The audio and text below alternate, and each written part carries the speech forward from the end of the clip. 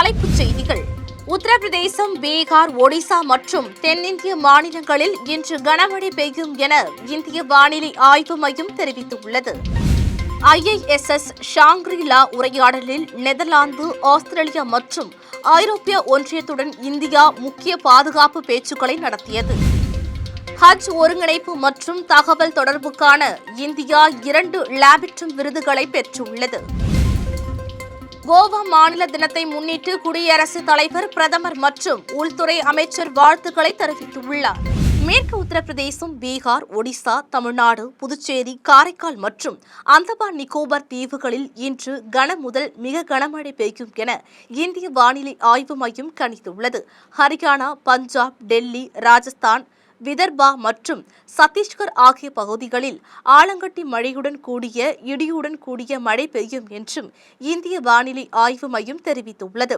அசாம், மணிப்பூர், மிசோரம், மேகாலயா, திரிபுரா, நாகாலாந்து மற்றும் கடலோர கர்நாடகா ஆகிய பகுதிகளில் இடியுடன் கூடிய மின்னல் ஏற்பட வாய்ப்புள்ளது என வானிலை ஆய்வு மையம் தெரிவித்துள்ளது. இதற்கிடையில் மேற்கு மத்திய பிரதேசம் மற்றும் தெலுங்கானாவில் வெப்ப அலை நிலவ வாய்ப்புள்ளதாகவும் தெரிவித்துள்ளது.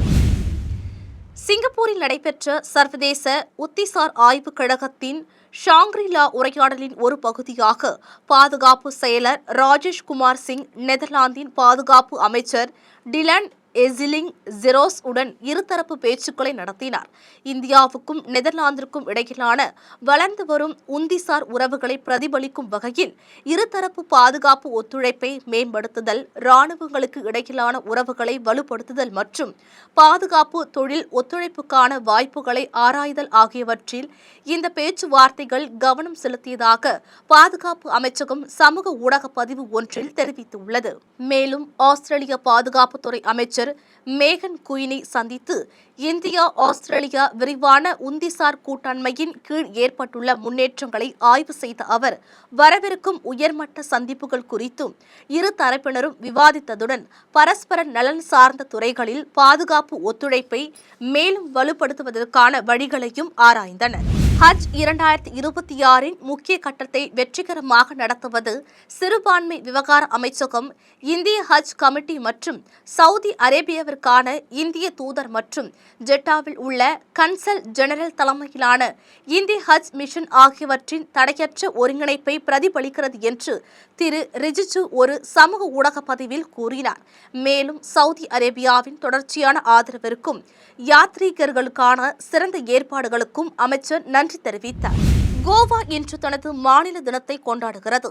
1987 முழு மாநில அந்தஸ்து வழங்கப்பட்டு இந்திய ஒன்றியத்தின் 25வது மாநிலமாக உருவான வரலாற்று சிறப்புமிக்க நிகழ்வை இது குறிக்கிறது. விடுதலைக்கு பிறகு நாட்டின் ஒரு முக்கியமான மாநிலங்களில் ஒன்றாக கோவா உருவெடுத்த பயணத்தை இந்த நாள் எடுத்துக்காட்டுகிறது. கோவா அதன் உயர்ந்த மனித மேம்பாட்டு தரம், வாழ்க்கை தரம் மற்றும் துடிப்பான கலாச்சார அடையாளத்திற்காக அறியப்படுகிறது.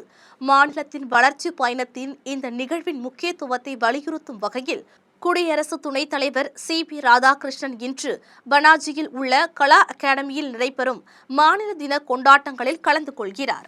இந்நாளை ஒட்டி குடியரசுத் தலைவர் திரௌபதி முர்மு கோவா மக்களுக்கு விடுத்துள்ள வாழ்த்து செய்தியில், கோவா அதன் வளமான கலாச்சார பாரம்பரியம் மற்றும் அன்பான விருந்தோம்பலுக்கு மட்டுமல்லாமல் கல்வி, தொழில்நுட்பம், புத்தொழில் நிறுவனங்கள் மற்றும் நிலையான வளர்ச்சி ஆகியவற்றில் அடைந்த குறிப்பிடத்தக்க முன்னேற்றத்திற்காகவும் புகழ் பெற்றது என்று குறிப்பிட்டுள்ளார்.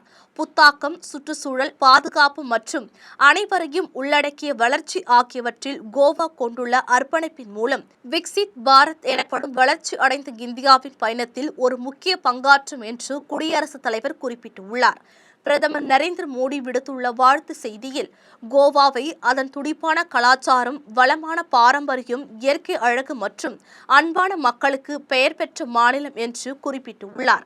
மேலும் கோவாவின் முன்னேற்றத்திற்கும் அடையாளத்திற்கும் பங்களித்த அனைவரையும் நினைவு கூறுவதற்கான ஒரு வாய்ப்பு இந்த தருணம் என்று கூறிய அவர், இந்த மாநிலம் தொடர்ந்து செழித்து விக்சித் பாரத் தொலைநோக்கு பார்வைக்கு குறிப்பிடத்தக்க பங்களிப்பு வழங்கும் என்ற நம்பிக்கையை வெளிப்படுத்தினார்.